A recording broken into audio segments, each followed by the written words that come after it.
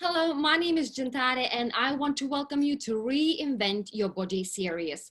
How to create your best health, stop yo-yo dieting and lose weight for good. Today's my guest, Khrystle Rea. Hello, Khrystle. Welcome to the show. Hi, thank you for having me. Thank you for having me. I appreciate being here and being a part of the summit. Well, thank you. Would you mind to introduce yourself? Yes. So I'm Khrystle Rea, and I am a certified health and fitness coach and Reiki master. And basically, I help women live a holistically healthy life in whatever that way that means for them. But basically, I'm really just about blending spirituality and our health and fitness and all these things together to create long-lasting lifestyle changes and just live a truly easy, healthy life. So today we're going to talk about how to live a life without a pill. Like how, because these days, globally, a lot of people every single day, they are depending on a pill. And some of them, they don't have a choice, obviously, but some of them, they do, where they just kind of chose an easy way. Because sometimes there's a lot of people like that. If you say something, this is wrong with you, yeah, I want a pill because it's such as like a quick fix, an easy fix. But it's not always necessary, isn't it? So can you tell us a little bit more about what it means to live a holistically healthy life? Yes. So when it comes to living a holistically healthy life, it is utilizing food and fitness and finding a balance and managing our stress and our emotions and looking at our life from a bigger perspective, right? Looking at it from our career, our relationships, our homes, what we're eating, how we're sleeping, how much water we're drinking, how we're exercising. And then of course, to me, the most important is how we're feeling. Our feelings kind of give it away all the time, right? How we feel about something is our secret key of okay, this works for me or it doesn't work for me. So when it comes to living a holistically healthy life, I like to look at it as in balancing all these different topics, right?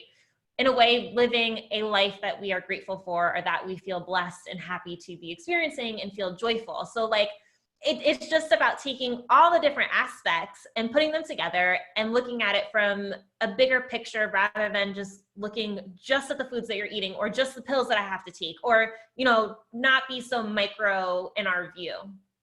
Yeah, definitely. I know you had health issues and you chose not to go on the pill or with the pill, right? How did you heal your body? Great question. So there have been a bunch of different things that I've encountered throughout my lifetime, but I'm just going to talk with you about the most recent challenges, which were in 2018. And back then I went to a doctor. I was told I still have Hashimoto's thyroid issue, that I have an autoimmune issue. My testosterone was too high, I believe, and that I was experiencing a heart murmur. A whole bunch of different things. And then also when I was working with another doctor and I was told my copper level was too high, my digestive enzymes aren't high enough, my food's not absorbing. Just a lot of things in my blood work were kind of red flags. And my stomach tested positive for a leaky gut. So there were just things that were kind of going off of okay, my body is not operating as efficiently as it could be. My one doctor was like, I could give you a pill that can help you with this or that. And I was like, no. He's like, we can find out more about what your autoimmune issue is. And I was like, no. So basically, I just know personally from the work that I do and my own journey that I can heal my body. If we encounter a virus, we can get rid of a virus. It just takes time and it takes being consistent. When it comes to different blood work results, I was able to change my blood work around within less than a year. And so I forgot this point about it, but one of the most significant things about my blood work in 2018 was that my histamine level was extremely high, which made myself look like I could have heart issues soon because of my histamine level. It was through the roof. And I was 27, 28 at the time. Wow. And I'm healthy. It's not like I'm not healthy, but my body wasn't detoxing correctly. So for me to hear that my heart was not in an okay place was really kind of scary. So basically what I did is with these doctors, we used supplementation, we used diet, and pretty much I started the journey. And then as a health coach, I kind of took over the journey and took it to another level. But within 8 months, we totally changed everything around. And it was 100% because I quit dairy, I quit gluten, which I had already been playing with, but like the dairy, I really was like, okay, fine, no more. It's really gone. And the supplementation, I'm forgetting exactly which ones he had put me on, but folinic acid was one of the most important ones because there's something called MTHFR. I had tested positive for it, but my body also reacts to methylation. Like all of this is just learning. Like we had to also experiment with supplements and find out like, oh, nope, I can't take that one, right? Like it was trial and error. It wasn't always just like perfect. So the dairy, it's a big no-no for this? For my body. Mm-hmm. Myself personally. So when it comes to the leaky gut, what happens with leaky gut is that our gut lining ends up starting to create holes in it. And when we have holes in our gut lining, foods will leak into our blood, and then we'll start to become sensitive or react to foods that we're typically eating because our body's attacking it, and we create an antibody against it. So like dairy was something that my stomach lining was inflamed, and now my body was attacking itself whenever I would eat dairy. And I would stay even more inflamed. So like for me to start healing, I had to reduce the inflammation in my body. I had to get my digestive system into a better place, because without your digestive system working properly, you're not absorbing the right nutrients. When you're not absorbing the right nutrients, well, then we're not getting what we need to our brain. If we have a B12 level under 400, we're more prone to anxiety and depression. And at that time, I was feeling more anxious. So it's all a cycle, right? Like if one thing isn't working properly, it's going to impact everything else. So how do you know do you have a leaky gut or not? Like, what is the symptoms, or, how?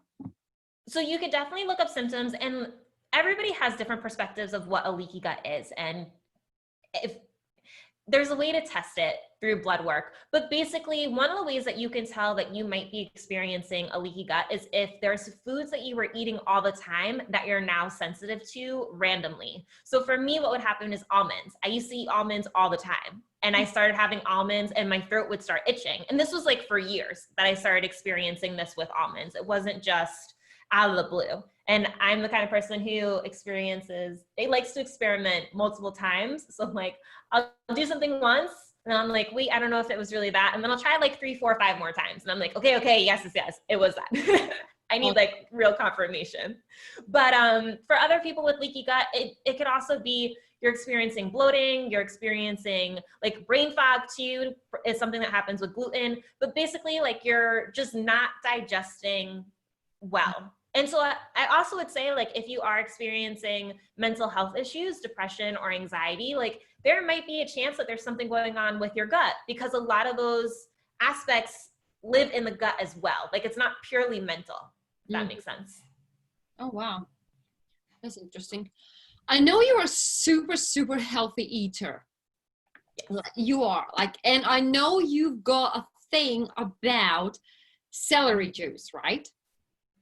Can you talk more about it? By the way, I actually tried it.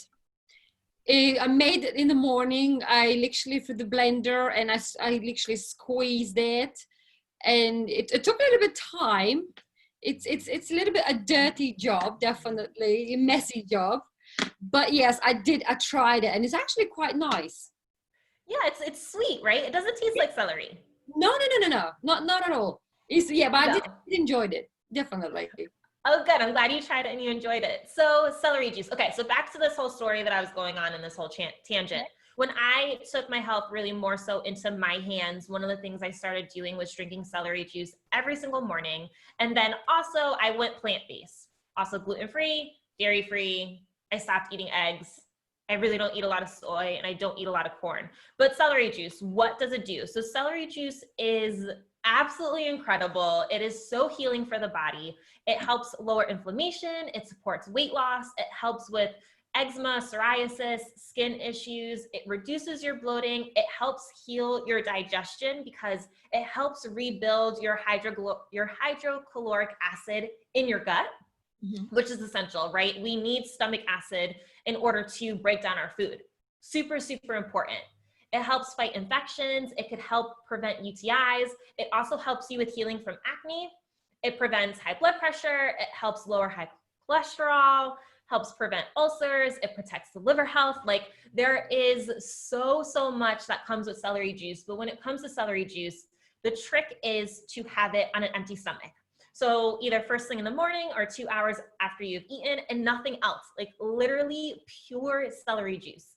That's what you want to have. And you can follow Anthony Williams, the medical medium. He's the one who I first learned about celery juice from. Super incredible, so much insight, so much knowledge. But like literally celery juice is healing thousands upon thousands of people. And there are people out there, full transparency, that are like, celery juice? No, don't do it. It's not good for you. Like totally not about it. But when I kind of sometimes get curious when people come out against it, because I wonder if they have tried it for long enough. It took me at least a month to kind of start seeing the benefits of drinking celery juice because it's triggering our detoxification process. So if you're somebody who ever dealt with a lot of strep throat, like I did growing up, like my first 3 weeks, I started to feel like I had strep throat again. So you have to understand like where your body is, how you've been treating your body, and what type of health issues you might be overcoming, and kind of give it a chance. Like I wasn't able to tolerate 16 ounces of celery juice probably until like 4 months in. I kept it at 8 to 10 ounces a day. Like my system would be sensitive. I would bloat right afterwards. So just be cautious of your body, or like not cautious, but tune into your body and check in with it when you are trying something like this. And of course, talk with doctors before you ever do anything like this. Like don't just make dietary changes on your own, because they can impact you. But for me, celery juice has literally been, it's been the thing that has changed my digestive system so much. And I will notice, like if I go a week or 2 weeks without having it, I'll see a difference. And also like your energy, you become so energetic, like it's just incredible. Like you just don't need coffee, or it's just good. Well, that's yeah, that's true. That's for sure. You know, there's another thing, right? I want to talk to you. Sugars. A lot of people, when they go on a diet, there is quite often question comes up about sugar and the diet and alcohol, because obviously alcohol contains sugar, and there's a lot of like, you know, diets, obviously they say reduce the sugar. Can you talk more about this? Yeah. So on my journey, my perception or my belief of sugar has kind of changed. 10 years ago, if you would have talked to me, I would have said sugar is sugar no matter what. Doesn't matter, your body can't tell a difference what type of sugar it is. If you talk to me now, I say, you know what? Have as much fruit as you want. Unless maybe if you're diabetic, be weary. But like for the most part, fruit's okay. Let's have fruit. Like if we're craving sugar, let's just have fruit because you're going to get a lot of more nutrients in it.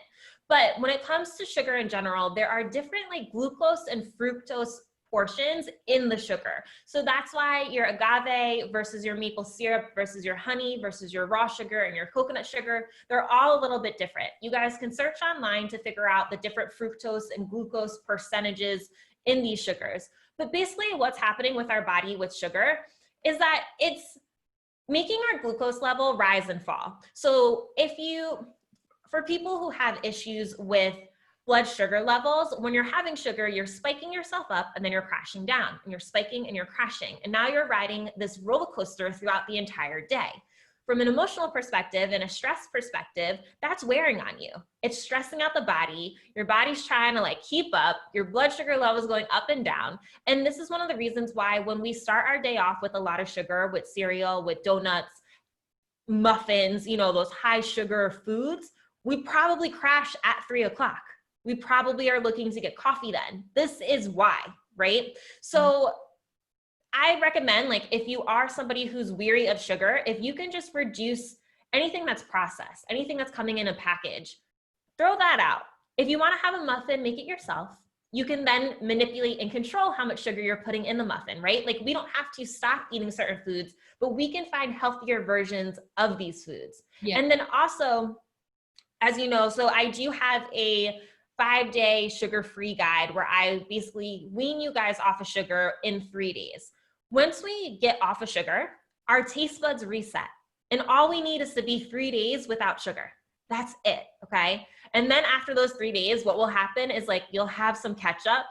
You'll be like, oh my goodness, what am I eating?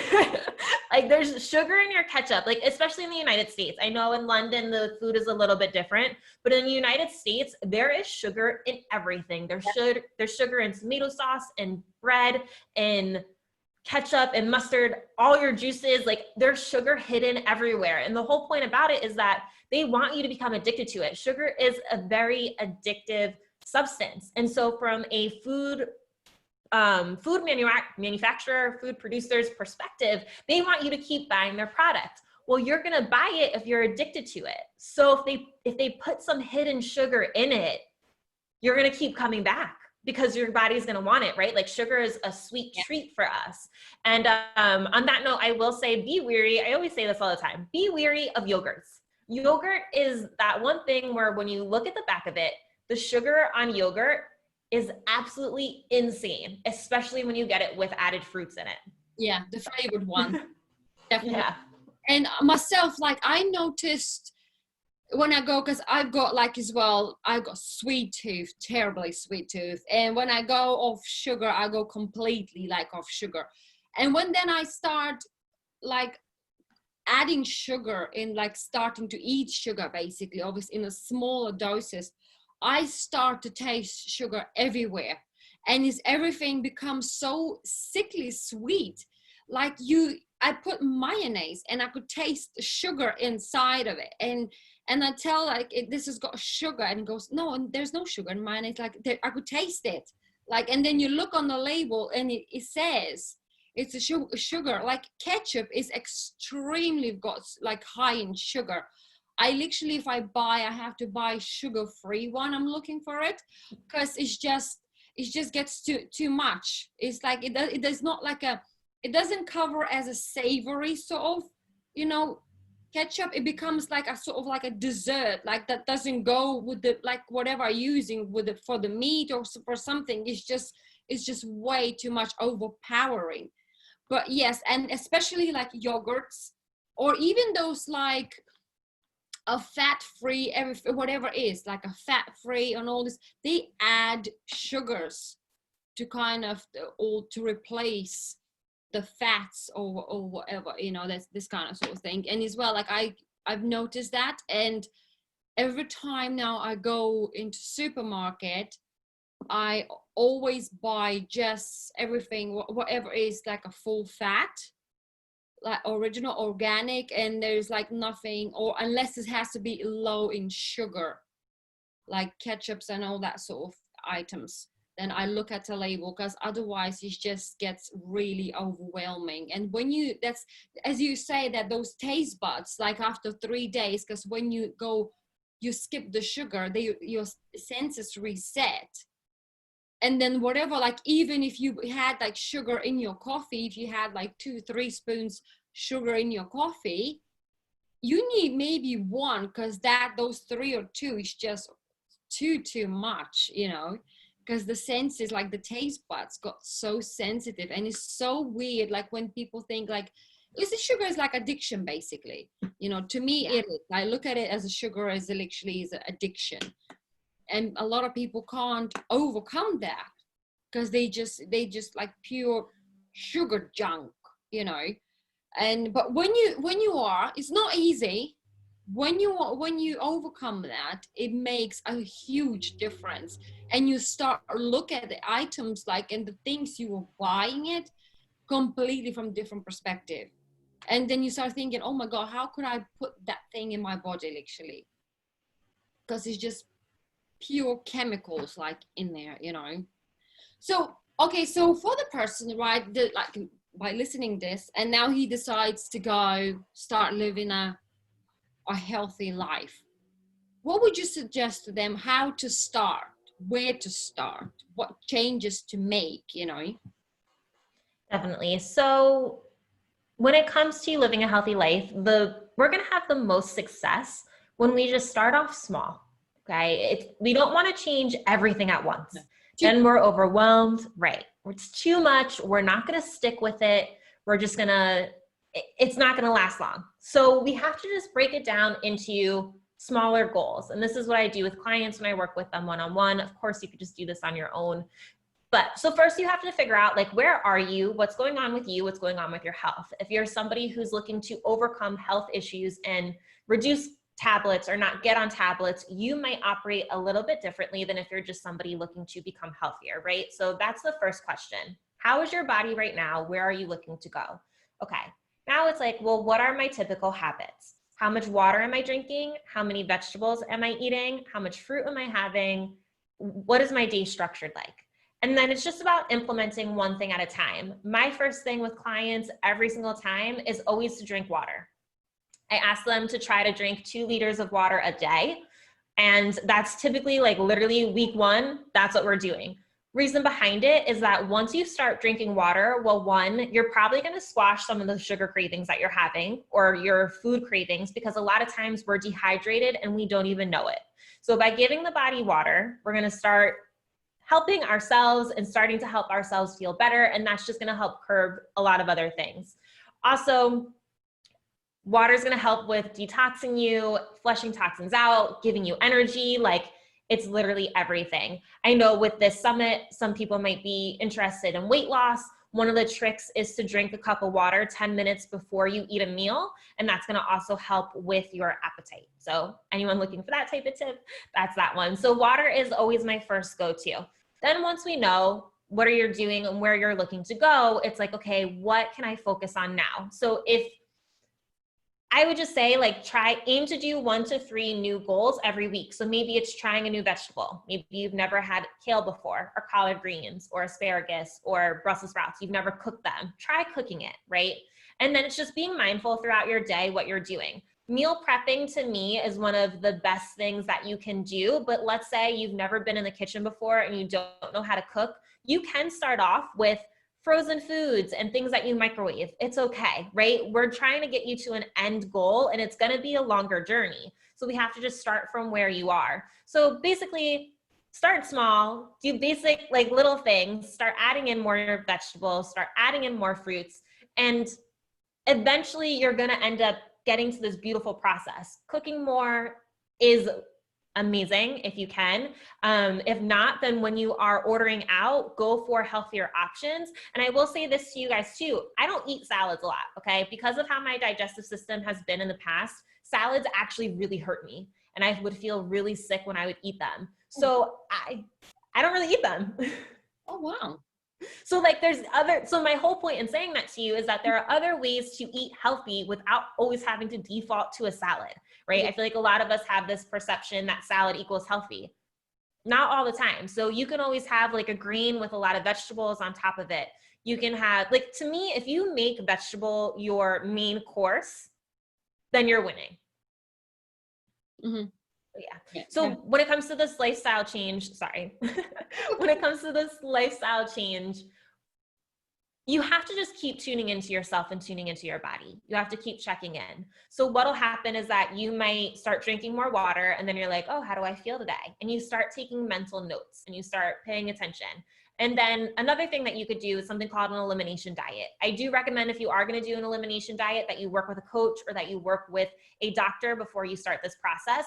But you start eliminating foods that you think you're reacting to, eliminating the top 5: peanuts, soy, gluten, dairy, and corn. Get those out of your diet, but you can do them one at a time. So you eliminate one for an entire week and then you reintroduce it. And this will help you figure out, okay, what is my body reacting to? If your body is reacting to something, some of the signs might be rashes, itchy throat, stuffy nose, brain fog, emotional things, an upset stomach, your heart could race, like all these different types of physical ailments, like something physically or emotionally, right? Keep in mind that it can also be emotionally may happen to you. And a reaction could take up to 3 days. So you might eat something and not notice it right away. And then 2 days later, you get hit with something, or like you might start breaking out and you're like, well, what was that from? So that's why an elimination diet is super important. And it makes sense because we need to eliminate the food item to let our body get a break from it. Then when we reintroduce it back, our body will tell us what it is that's happening when we have that food. Yeah, definitely. Because sometimes, because I think a lot of people, like, as you say, to listen to your body, basically what, you know, your body tells you, and it's not always going to be instantly, like, you know, that second. And, you know, maybe it's going to be like 2, 3, 4 days after. And is a lot of people going to question themselves, like, you know, if how to know that is what I had 4 days ago, what maybe that particular food. So yeah, definitely one thing at a time is best way to do it, definitely. Well, oh, and I forgot, sorry. Yeah, go for it. Using a food journal is amazing. So I created a journal that includes a food journal in it, plus all these other things to help make you more self-aware. And so just record what you eat, when you eat it, and then how it makes you feel. And that will help you on this journey as well. So thank you, sorry. That's fine. Khrystle, this was amazing. Thank you so much for your time. Thank you, you know, for coming and sharing your knowledge, you know, spreading awareness. Is there anything else on your mind before we're going to go? Would you like to share with our listeners? I think the only thing that I would like to share is that you can take your health back into your hands. And one of the things I learned on my journey is that I was giving my power away for my health to all these doctors because I thought that all these doctors knew better than I did. And I'd be sitting there and they would say to me, you need to eat meat 3 times a day and you need to do this and that. And I would follow their guidelines to a T. Like I would follow it perfectly. I would cut out foods. I would do all these things for months on months for an entire year. And I still wouldn't feel good. And I really couldn't figure out what that missing link was because I thought they knew best. They're my doctor. I'm paying them money. They know. They should know.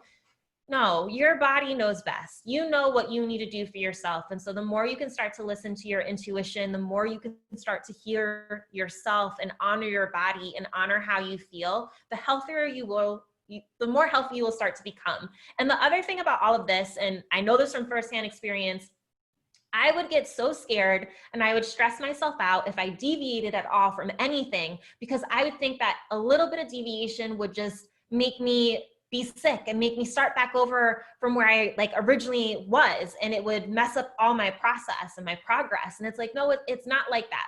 There are certain things that, yes, we probably shouldn't have again if our body does react to them, like gluten, like that takes a little bit of time for it to clear out of the body, right? So for me, it's a hard no. But like if I have something with some dairy or eggs in it, you know what? It's not the end of the world. And the more we can kind of trust in the process and release the stress and let go and just enjoy the journey and recognize that this is literally one of the most fun and rewarding journeys that you can ever take. Like this is your health, this is your body, this is your life, this is your energy. Like this is everything. If you could just have fun with it, I promise you will see so many changes. You will get off the tablets and you'll feel amazing. And it'll just be the best thing that you've ever done in your entire life. So leave you guys with that one. Amazing. Thank you. Well, thank you.